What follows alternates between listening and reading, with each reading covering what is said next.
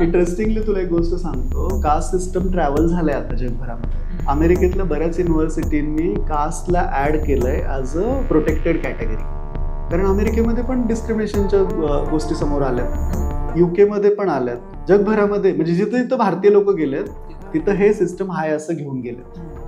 So ते आहे सगळीकडे. आता सूरज एंगडे म्हणून जे स्कॉलर आहेत त्यांचं एक पुस्तक आहे आता, नवीन पुस्तक, ग्लोबल हिस्ट्री ऑफ कास्ट नावाचं. सो ते पुस्तकच ह्याच्यावरती आहे की कसं कास्ट ट्रॅव्हल झालंय. भारतातले पॉलिटिशियन, ब्युरोक्रॅट आणि बिझनेस क्लास जो आहे तो त्यांची मुलांचं ग्रॅज्युएशन इंडियामध्ये करत नाही. म्हणजे मुलं मायग्रेशन करत नाहीत ना, त्याला पेरेंट्स पण खूप रिस्पॉन्सिबल. पेरेंट्सला वाटतं की मुलांनी इथंच राहावं आपल्यासोबत. बेगमपुरा म्हणजे दुःख नसलेलं गाव. हे काय असं रोमॅन्टिकवाला बेगम नाही येते.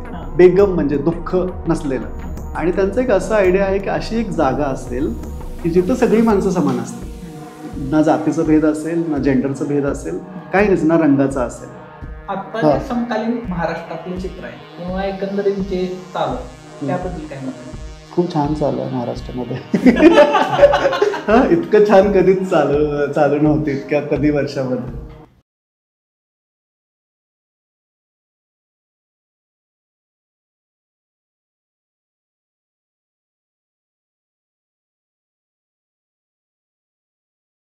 नमस्कार, मी निखिल.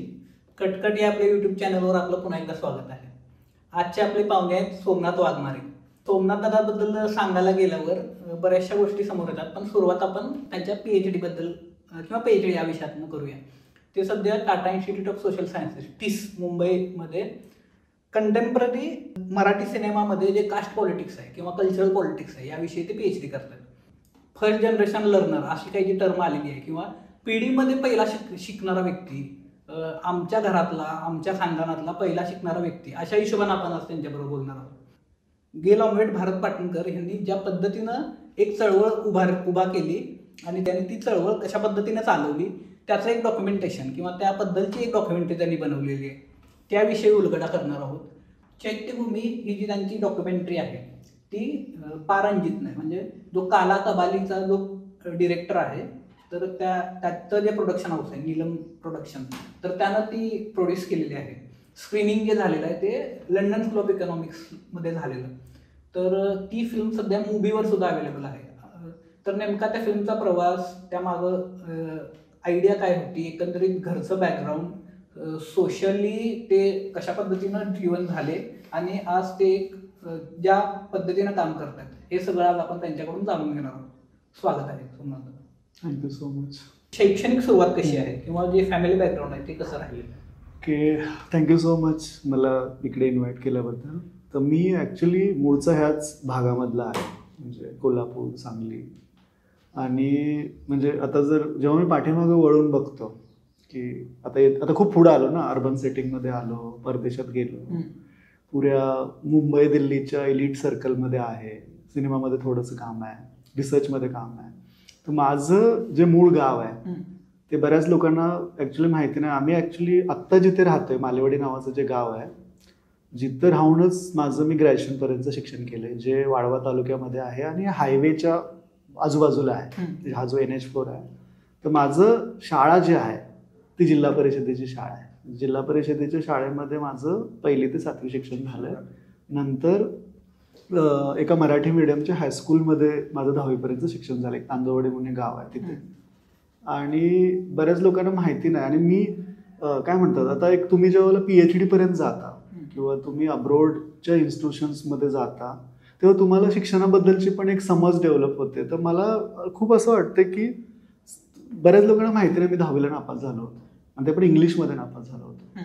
मी आता इंग्लिशमध्ये काम करतो, मला इंग्लिश येतं, मी इंग्लिशमध्ये शिकवतो परदेशात गेलं की सगळं, कारण महाराष्ट्राच्या बाहेर तुम्हाला इंग्लिशमध्येच काम करावं लागतं.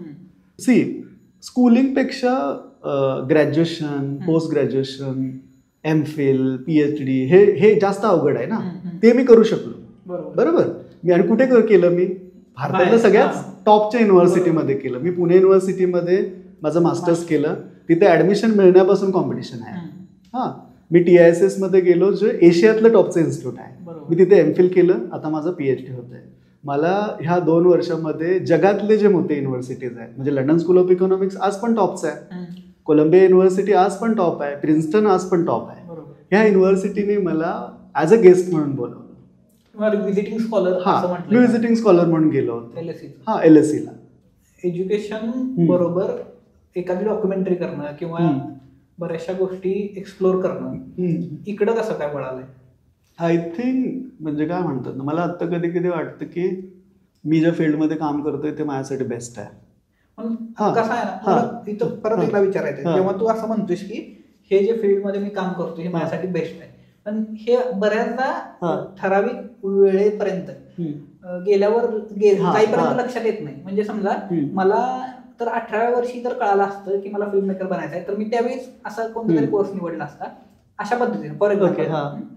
तर तसं तुला लवकर कळालं काय की आपल्याला? मला ना, मी जेव्हा ग्रॅज्युएशनला होतो तेव्हा मी म्हणजे माझा मीडियाचा पहिला कुठला हे असेल कनेक्शन, तर मी आमच्या कॉलेजच्या मॅगझिनच्या एडिटोरियल बोर्डमध्ये होतो आणि तेव्हा मी 1-2 आर्टिकल लिहिले होते. ओके. हां, नंतर मी ना स्केचेस काढायचो थोडे. म्हणजे माझं पहिलं जर कुठलंही असेल तर स्केचेसचं असेल तर स्केचेस काढायचो आणि कॅरिकेचर खूप चांगले काढायचो. मला अजून पण येतात कॅरिकेचर चांगले काढायला.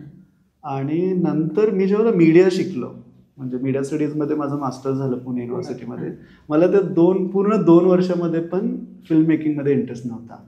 मी फोटो काढायचो त्यावेळेला आणि फोटोग्राफी चांगली करायची. म्हणजे फोटो पण कसले, फोटो जर्नलिझम. ओके, म्हणजे फोटो जर्नलिस्ट व्हायचं म्हणून तिथे असं काय व्हायचं असं काही नाही, म्हणजे असं काही हे नव्हतं की जस्ट आवडत होतं फोटो काढायला आणि चांगले फोटो काढायचो. आणि त्याच्यानंतर मग मी फिल्म इन्स्टिट्यूटमध्ये गेलो ॲज अ कॉन्ट्रॅक्टचा जॉब म्हणून पुण्याला, माझं मीडियाचं मास्टर झाल्यावर. आणि फिल्म इन्स्टिट्यूटमध्ये ना कल्चर आहे, ते रोज एक सिनेमा दाखवतात. बरोबर. तिथल्या थिएटरला रोज एक फिल्म दाखवतात आणि मला जसं वेळ मिळेल ना तसं बघायचो मी फिल्म. आणि मी जे पहिलं व्हिडिओ बनवलंय ना, तो आमचं जे गाव आहे मालेवाडी, त्याच्या आंबेडकर जयंतीच्या प्रोसेसवरती बनवला होता. तो माझ्या कदाचित माझ्या पर्सनल अकाउंटवरती आहे. ते फिल्म नव्हतं, जस्ट व्हिडिओ एक बनवला होता.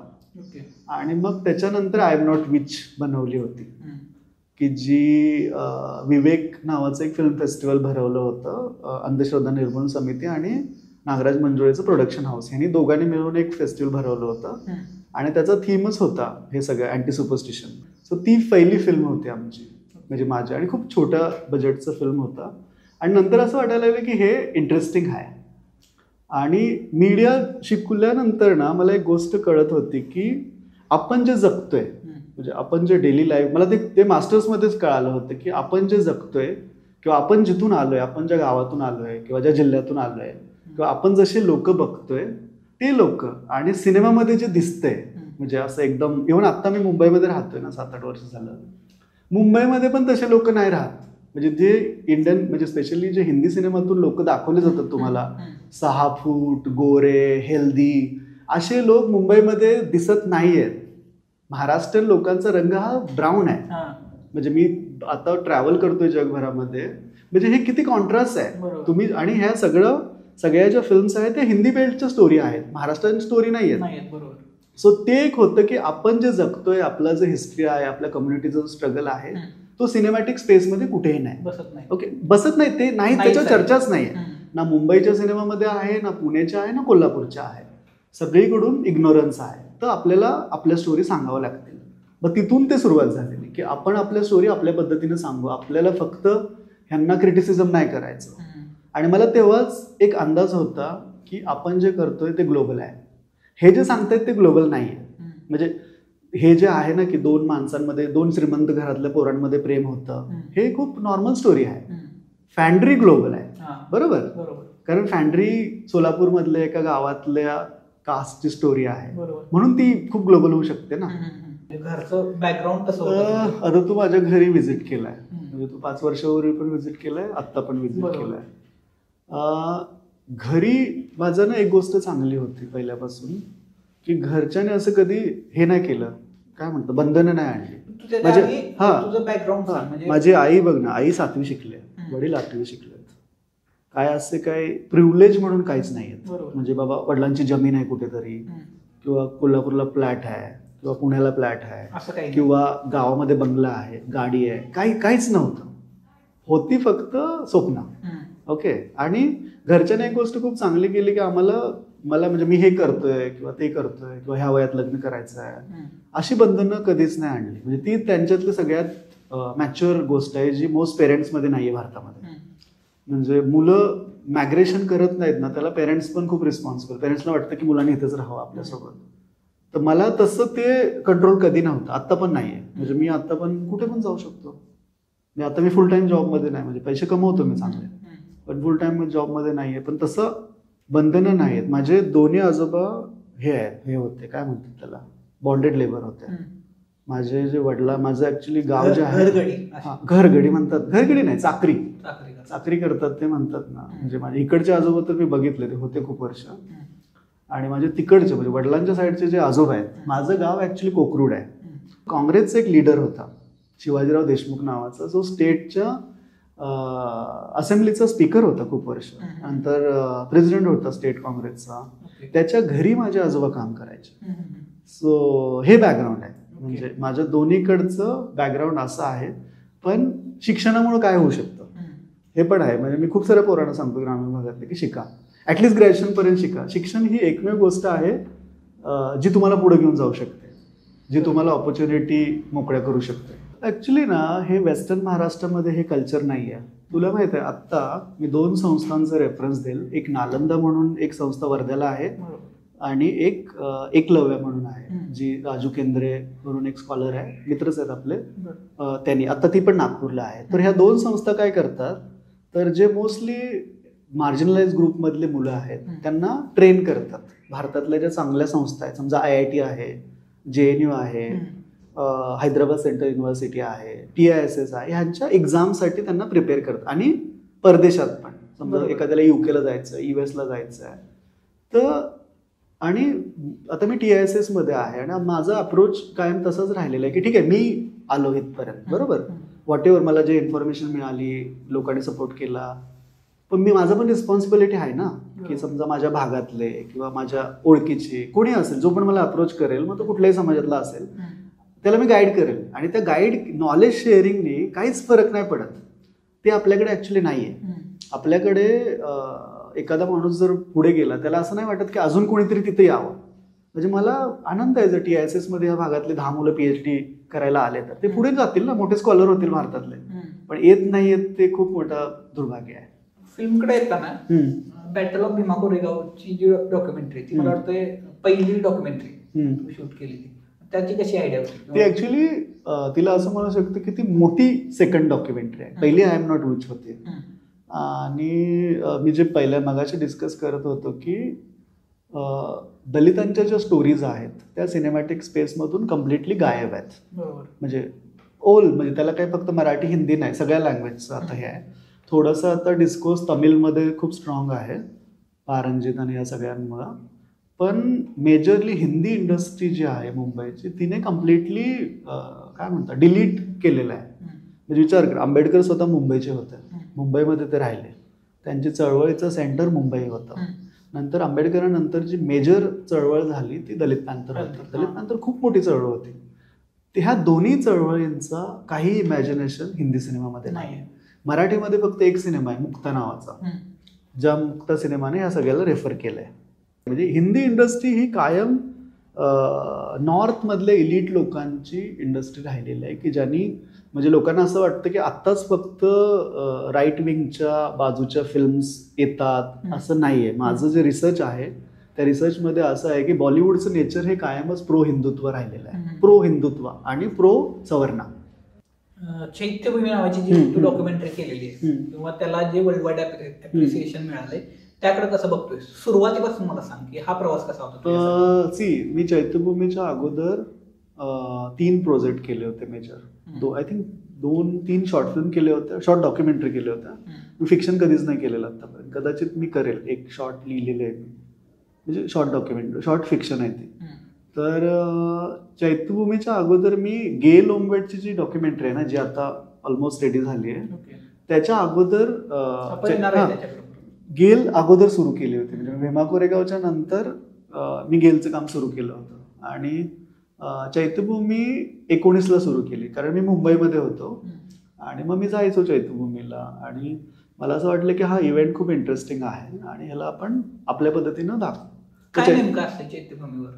चैत्यभूमी हे प्लेस आहे जिथे बाबासाहेबांचं लास्ट जे आहे ते मुंबईमध्ये, आणि एक छोटा प्लेस आहे दादरमध्ये. निर्वाणाचं दिल्लीमध्ये झालं होतं, शेवटचं जे आहे ते मुंबईमध्ये झालं होतं. आणि तेव्हापासून तिथे एक कल्चर आहे की देशभरातनं लोक येतात, त्या दिवशी अभिवादन करतात, आणि खूप मोठं हे लागलेलं असतं. म्हणजे एक शिवाजी पार्क म्हणून ग्राउंड आहे, तिथे पुस्तकांचे स्टॉल्स असतात, लोक येतात, अभिवादन करतात, जातात. आणि ही जगभरातली खूप इंटरेस्टिंग गोष्ट आहे की जगामध्ये त्याच्या लीडरच्या डेथ नंतर असं कुणासाठीच लोक येत नाहीत बिना इन्व्हिटेशनचं. इव्हन कार्ल मार्क्ससाठी पण कोणी येत नाही इतक्या संख्येनं. इव्हन मंडेलासाठी पण इतके लोक एवढ्या संख्येने येत नाहीत. सो ते मला खूप क्युरिओसिटी होतं की मुंबईमध्ये गेल्यावरती की कसं असेल, म्हणजे बिना असं काय वाटत असेल लोकांना की आपण जावं त्याच्या गावात. तुला माहिती आहे का, पुऱ्या साऊथ एशियातनं लोक येतात, म्हणजे नेपाळमधून लोक. नेपाळमध्ये सेम सोसायटी आहे जशी इंडियामध्ये आहे. लोक श्रीलंकेतून येतात, बांगलादेश, काय लोक जे अमेरिकेला वगैरे शिफ्ट आहे ते स्पेशली त्या दिवसासाठी येतात सुट्टी काढून. तर माझ्यासाठी ते खूप क्युरियस होतं की काय असेल, म्हणजे काय होतं नेमकं तिथे. तर मी ते पुरं 4 वर्ष डॉक्युमेंट केलं, त्याची फिल्म बनवली, आणि तोपर्यंत माझं काम बऱ्यापैकी वाढलं होतं. तर मला ॲक्च्युली पहिलं इन्व्हिटेशन कोलंबियाचं होतं. म्हणजे त्या फिल्म रेडी झाल्या? हां, फिल्म रेडी झाल्यानंतर. आणि ज्यांनी मला इन्व्हाइट केलं होतं, एक प्रोफेसर आहेत अनुपमा राव म्हणून, ज्या कोलंबियाच्या प्रोफेसर आहेत, आणि तिथे एक आंबेडकर इनिशिएटिव्ह नावाचं सेंटर आहे कोलंबिया युनिव्हर्सिटीचं, कारण आंबेडकर स्वतः कोलंबियामध्ये शिकले होते. बरोबर. तर त्याच प्रोफेसरांनी फॅन्ड्रीचं स्क्रीनिंग केलं होतं 2014ला.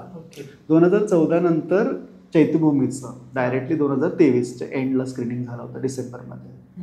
सो पण त्याच्या अगोदर मला कोलंबियाचं जे मीडिया डिपार्टमेंट आहे त्याचं इन्व्हिटेशन आलं, म्हणजे त्याचं स्क्रीनिंग झालं होतं. तर first screening London school of इकॉनॉमिक्सच्या मीडिया, आणि तुला हे माहिती आहे की मीडिया डिपार्टमेंट हे जगातलं टॉपचं डिपार्टमेंट आहे कोलंबियाचं, सॉरी LSEचं.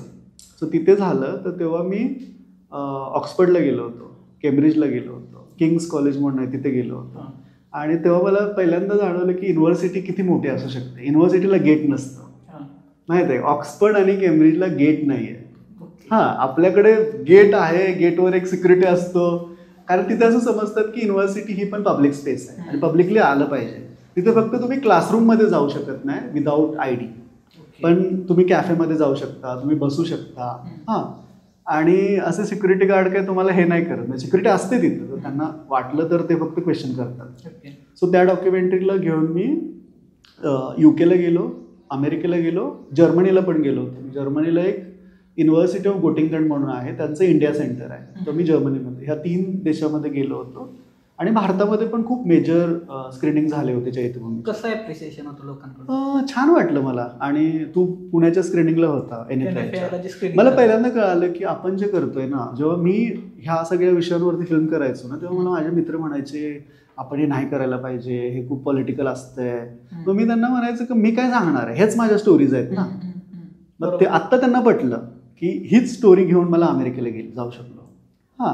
तर आणि सगळ्यात महत्त्वाचं माझं ड्रीम होतं की माझं फिल्म मूवीवरती रिलीज व्हावं कधीतरी. म्हणजे मूवी हे खूप सिरियस फिल्म मेकिंगसाठी खूप साऱ्या फिल्म मेकरचं ड्रीम आहे वर्ल्ड वाईड मोठं प्लॅटफॉर्म. तर मूवीवरती त्याचं एंडिंग पण खूप हॅपी एंडिंग झालं की ती मूवीवरती रिलीज झाली. आणि आता आहे ती फिल्म, चांगलं, त्याला रिव्ह्यू पण खूप चांगले होते. त्यातलं परत महत्वाचं की तू स्वतः खर्चानं, तू तुझ्या आर्टिकल्स मध्ये पण लिहिलेलं आहेस की इंडियामध्ये राहून, भारतात राहून तू जे फिल्म बनवतोय ते स्वतःच्या खर्चानं किंवा इतर कोणत्याही स्कॉलरशिप शिवाय किंवा फॉरेन विदाउट फंडिंग बनवतोय. तर मग नीलम प्रोडक्शनचं म्हणजे पारंजितचं ते चैत्यभूमी प्रेझेंट करणं किंवा त्याच्या ज्या फिल्म्स आहेत, काला असेल किंवा कबाल, एवढ्या मोठ्या बिग बजेट फिल्म्स, मग त्याच्यापर्यंत कसा ऍक्सेस झाला? मी ऍक्च्युली आता तो पण आंबेडकराईट आहे, मी पण आंबेडकराईट आहे. मी रंजितचं काम, आणि भारतामध्ये किती कमी फिल्म मेकर आहे जे अशा स्टोरीजवरती काम करतात. एक मंजुळा आहे महाराष्ट्रामध्ये, हिंदीमध्ये नीरज आहे, आणि साऊथमध्ये पारंजित आहे, आणि मारी सिल्विराज आहे. बाकीचे 1-2 लोक आहेत, खूप सिलेक्टेड लोक आहेत. तर ह्यांचं एकमेकांशी कनेक्शन आहे.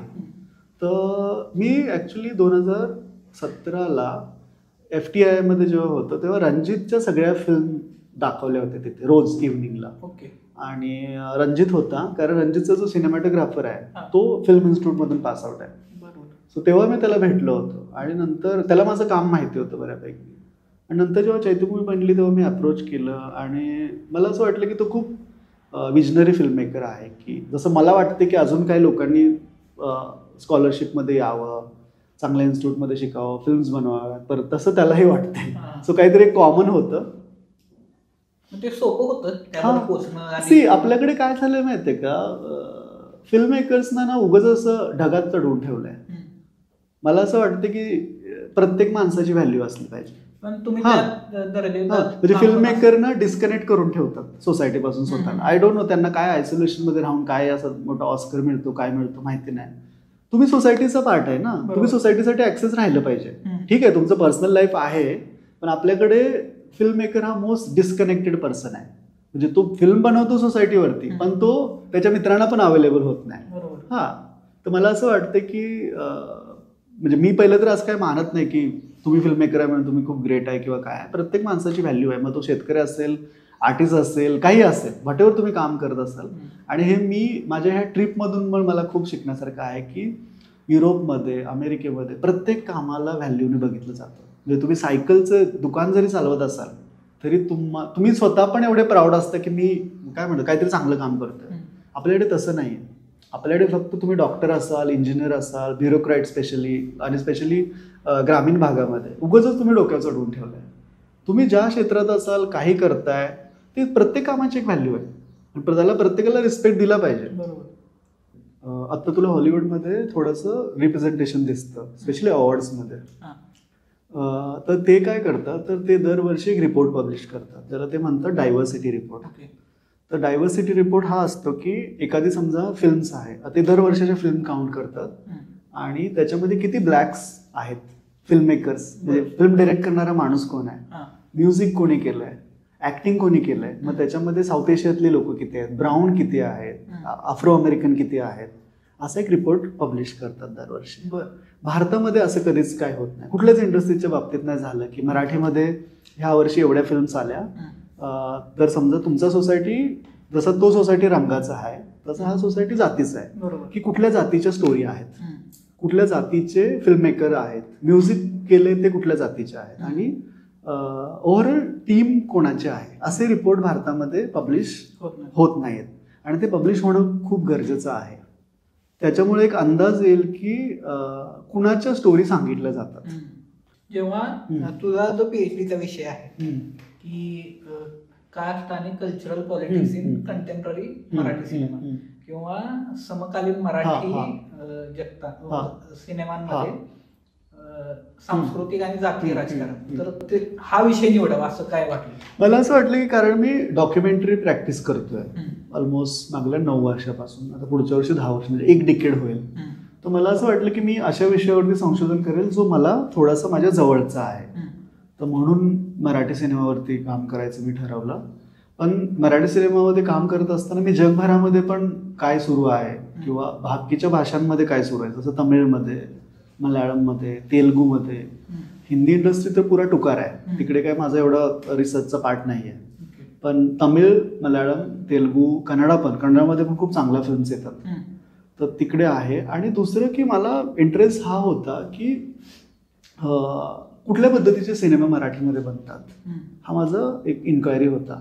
कुठल्या जातीवरती फिल्म बनवल्या जातात आणि तोच पॅटर्न कंटिन्यू का आहे आणि त्याचा लोकांवरती काय इन्फ्लुएन्स असतो आणि त्या इन्फ्लुएन्समधून पॉलिटिकल पॉवर जी येते, ज्या एखाद्या पॉलिटिकल पार्टीची, त्याला हेल्प होते का, म्हणजे हे जे फिल्म्स आहेत ह्या ग्राउंड तयार करतात का ह्या पॉलिटिकल पार्ट्यांसाठी. आणि माझं एक बेसिक आर्ग्युमेंट हे पण आहे की महाराष्ट्रातल्या ज्या प्रोग्रेसिव्ह पॉलिटिकल पार्टीज आहेत, मला कोणाचं नाव नाही घ्यायचं इथे, ज्या पण आहेत, त्यांनी कल्चरल पॉलिटिक्सकडे खूप दुर्लक्ष केलंय. म्हणजे की त्यांचे स्वतःचे प्रोडक्शन हाऊसेस असावेत, त्यांच्या स्वतःच्या गॅलरीज असाव्यात. तुला माहिती आहे गॅलरी जे वर्ल्ड आहे ते पण पॉलिटिक्स क्रिएट करतात. गॅलरीज असाव्यात, त्यांचे थिएटर्स असावे, त्याच्याकडे दुर्लक्ष आहे सगळं ह्यांचं. आणि राईट विंगने हे सगळं कॅप्चर केलंय आता. म्हणजे महाराष्ट्रामध्ये ज्या मराठीमध्ये आणि हिंदीमध्ये ज्या फिल्म्स येतात, ज्या त्यांचा प्रोपोगंडा क्रिएट करतात, ते फुल्ली फंडेड आहेत त्यांच्या. तसं प्रोग्रेसिव्ह पॉलिटिशियन्सनी हे नाही केलेलं आणि ते करायला पाहिजे त्यांनी. पण जेव्हा आपण मराठी सिनेमा किंवा पीएचडीचा विषय घेऊन बोलणार आहे किंवा आपली जेव्हा चर्चा होती, तर खरंच ह्या फिल्म इन्फ्लुएन्स करतात का लोकांना? हा, म्हणजे करतात. ज्या मराठी फिल्म्स आहेत, ज्या पद्धतीने ज्या हा. फिल्म्स येतात किंवा त्याला थिएटर मिळत नाही अशा पद्धतीने जेव्हा आपल्या चर्चा होते, सी थिएटर मिळो न मिळो, फिल्म चालो न चालो, फिल्मचं एक इन्फ्लुअन्स आहे कम्युनिटीजवरती. म्हणजे आता थोडंसं ते शिफ्ट झालंय. आता कदाचित फिल्मची जागा ही इंटरनेटने घेतली. म्हणजे इंस्टाग्राम, फेसबुक, स्पेशली इंस्टाग्राम जो आहे. पण परत इंस्टाग्रामवरती जे कंटेंट क्रिएट करणारे लोक आहेत ते कोण आहेत? ते कुठल्या पद्धतीचं कंटेंट करतात? त्यातून कुठल्या पद्धतीचं पॉलिटिक्स पण पुढे त्यातनं जातं? पण एक अशी जी उतरंड आहे ती हा, ऑब्विसली, हा, दिसून आली. 100% इथला जो मीडियम आहे. सी भारतामध्ये इंटरेस्टिंग गोष्ट काय आहे, भारतीय माणूस जो आहे तो त्याच्या जातीच्या बाहेर जास्त विचार नाही करत. कारण त्याचं पुरं जीवनच जातीनं बनलेलं आहे आणि त्याचा जातीच्या बाहेरच्या लोकांशी संपर्क कमी आहे. फिल्मकडे परत येताना गेल ओंबेट आणि भारत पाटणकरांची जी तुम्ही फिल्म बनवताय डॉक्युमेंटरी, तर ते इंटरेस्टिंगली तुम्ही त्याकडे कसं का वळला? विचार कर, गेल ओंबेट जे आहे ते ह्या भागातलंच किती लोकांना माहिती आहे? म्हणजे हाच मुद्दा. अरे ते जाऊ दे, हाच भाग सोड. मी आता हिंदी इंडस्ट्रीतल्या काही लोकांशी बोलत होतो. मग त्यांनी मला विचारलं आता काय करतोय, तर मी म्हटलं अशी अशी माझी डॉक्युमेंटरी आहे गेल ओंबेट. तर ते विचारतात गेल ओंबेट कोण आहे? म्हणजे एक अमेरिकन, खरंच ना, एक अमेरिकन स्टुडंट 70च्या दशकामध्ये तिचं सगळं प्रिव्हिलेज सोडून भारतामध्ये येते, काम करते, इथला सिटिझनशिप घेते, इथल्या एका माणसाशी लग्न करते, इथली चळवळीमध्ये पार्टिसिपेट करते. जस्ट पार्टिसिपेट नाही करत, तिने जे लिटरेचर लिहिलंय ना ते बाबासाहेबांचं जे काम आहे त्याला पुढे घेऊन जाणार आहे. म्हणजे गेलच्या अगोदर एक एलिनर झेलेट म्हणून आहेत, त्या पण भारतामध्ये आल्या होत्या. त्यांनी पण खूप चांगलं रायटिंग्स केलंय. पण त्यांनी सिटिझनशिप नाही घेतला आणि भारतामध्येच वारल्या. म्हणजे कासेगाव मध्ये गेल वारल्या, बरोबर. पण गेल ओंबेट ह्या पॉप्युलर कल्चरचा पार्ट नाही. माझा प्रश्न हा आहे की गेल ओंबेटनी फुल्यांवरती, आंबेडकरांवरती सोडून, सत्यशोधक परंपरेवरती सोडून, वारकरी संप्रदायावरती सोडून त्यांनी जर दुसऱ्या कोणावरती जरी काम करायला त्या आल्या असत्या,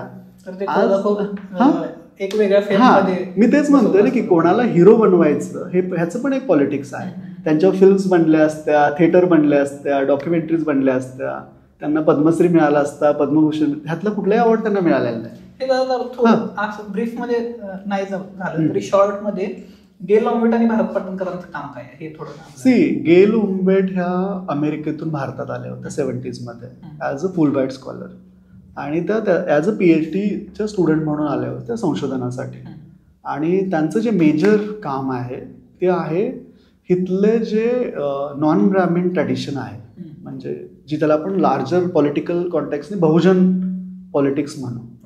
बहुजन पॉलिटिक्सला घेऊन त्यांचं काम आहे. म्हणजे बाबासाहेबांचं, आणि ह्यांनी बाबासाहेबांचं मेजर जे रायटिंग आहे ते इंग्लिशमध्ये आहे. म्हणजे ज्याला आपण अकॅडमिक रायटिंग म्हणूया. म्हणजे त्यांनी मराठीमध्ये पण खूप लिहिलंय, पण जे अकॅडमिक, कारण ते अकॅडमिशियन होते, ते शिकले. म्हणजे बाबासाहेबांनी एवढं त्यांच्या कंटेम्पररी कोणी शिकलं नव्हतं, ना गांधी शिकलं होतं ना नेहरू.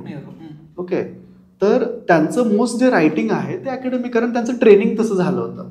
गेलचं पण जे मेजर रायटिंग आहे ते अकॅडमिक रायटिंग आहे आणि इंग्लिशमध्ये आहे. म्हणजे थोडं थोडं मराठीमध्ये ट्रान्सलेट झालंय. आणि त्यांचं एक पुस्तक आहे सिकिंग बेगमपुरा म्हणून, की जे पुस्तक खूप गाजलंय. म्हणजे ते पुस्तक ह्याच्यावरती आहे. बरेच लोक मला विचारतात की तुझं इंस्टाग्रामचा ID बेगमपुरा काय आहे, म्हणजे त्यांना त्याचं कनेक्शनच नाही कळत. आणि ही बेगमपुरा ही संत रविदासांचा ऍक्च्युली आयडिया आहे. बेगमपुरा म्हणजे दुःख नसलेलं गाव. हे काय असं रोमॅन्टिकवाला बेगम नाही येते, बेगम म्हणजे दुःख नसलेलं. आणि त्यांचं एक असं आयडिया आहे की अशी एक जागा असेल की जिथं सगळी माणसं समान असतील, ना जातीचा भेद असेल, ना जेंडरचा भेद असेल, काही नाही, ना रंगाचा असेल. सो गेलचं जे पुस्तक आहे ते हिस्टॉरिकल कॉन्टेक्स्ट देतं की भारतामध्ये ह्या सगळ्या म्हणजे अशा समतेसाठी कुणी कुणी काम केलंय. मग ते खूप पाठीमागं जातात. म्हणजे ते वारकरी संप्रदायापासून ते फुल्यांपासून ते सत्यशोधक मुवमेंट, परत छत्रपती शिवाजी महाराज, पेरियार, ह्या सगळ्या, ते बाबासाहेब आंबेडकर, हा पूर्ण लिगसी कसा आहे ह्याच्यावरती. आणि गेलचं मेजर काम हे काय म्हणू त्याला, अँटिकास्ट डिस्कोर्स जो आहे त्याला पुढं घेऊन कसं जात आहे. आणि भारत पाटणकर तर ह्या भागातलेच आहेत, त्यांना तुला माहीतच आहे त्यांचं काम काय आहे. मोस्टली सेम म्हणजे रायटिंगमध्ये पण आहे आणि शेतकरी, धरणग्रस्त, बहुजनांचे जे पण राईट आहेत त्यांना घेऊन दोघांचं काम आहे. आणि गेल वारल्यात ॲक्च्युली 2021ला त्या वारल्या. आणि ही जी डॉक्युमेंटरी आहे ही त्यांचं एक पर्सनल जर्नी कसं आहे प्लस त्यांचं काम काय आहे ह्याच्याबद्दल ही डॉक्युमेंटरी. तो कसा होता अनुभव दादा? बेगमपुरा प्रोडक्शनचं पुढं काही प्लॅन्स आहेत का, किंवा असं काय बनवायचं आहे, किंवा फिल्म्स, डॉक्युमेंटरीज? आम्ही ॲक्च्युली 2 वर्षापूर्वी एक कलेक्टिव्ह ग्रुप सुरू केलं होतं बेगमपुरा प्रोडक्शन्स नावाने. आणि त्याच्या अंडर काही फिल्म्स वगैरे आम्ही रिलीज पण केल्या. तर तो ग्रुप ह्यासाठी सुरू केला होता की स्पेशली जे मार्जिनलाइज सेक्शनमधले जे आर्टिस्ट आहेत त्यांना सपोर्ट करूया म्हणून.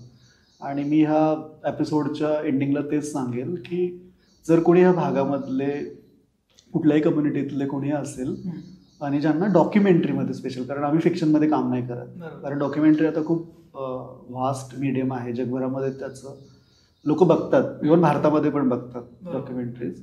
तर त्याला आम्ही गायडन्स करू त्या प्रोसेसमध्ये. आणि दुसरं, जर परत जो मुद्दा होता की कोणाला हायर एज्युकेशनमध्ये स्पेशली भारतातल्या ज्या चांगल्या संस्था आहेत किंवा परदेशातल्या ज्या चांगल्या संस्था आहेत तिकडे ॲडमिशनसाठी काही हेल्प म्हणण्यापेक्षा सपोर्ट किंवा गायडन्स हवा असेल तर आम्ही तयार आहोत तशा पद्धतीचं गायडन्स करायला. आणि दुसरं, तुम्ही मराठीमध्ये शिकलाय म्हणून स्वतःला कमी लेखण्याची पण काही गरज नाही आहे. ह्या तुम्हाला इंग्लिश येत नाही आहे ह्यासाठी तुम्ही जबाबदार नाही आहे, तर इथला पुरा सिस्टम रिस्पॉन्सिबल आहे. आणि भाषा येऊ शकते तुम्हाला जर संधी मिळाली तर तुम्ही फक्त भाषेमुळं चांगल्या युनिव्हर्सिटीला अप्लाय करायचं किंवा शहरांमध्ये जायचं अवॉइड नका करू.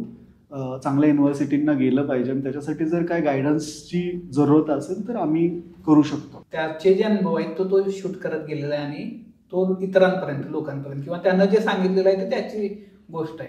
अशा कार्याला पहिल्यांदा सलाम करतो. आणि दादा, तू आलास आणि ही जी माहिती आहे किंवा तुझ्या डॉक्युमेंटरीचं काम, तुझं एकंदरीत शिक्षणाबद्दलचं काम हे माझ्यापर्यंत, आपल्या प्रेक्षकांपर्यंत पोहोचवलं, त्याबद्दल थँक्यू. थँक्यू सो मच मला बोलवल्याबद्दल.